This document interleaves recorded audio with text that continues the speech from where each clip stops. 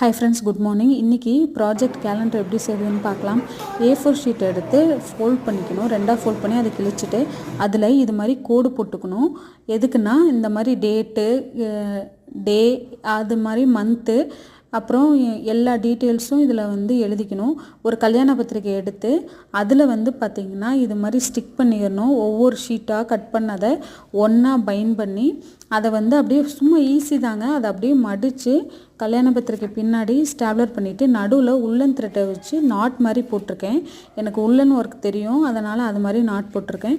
சைடில் உள்ளன்னால் செஞ்ச ஒரு பூ, அப்புறம் நெஜ பூவும் வச்சுருக்கேன்.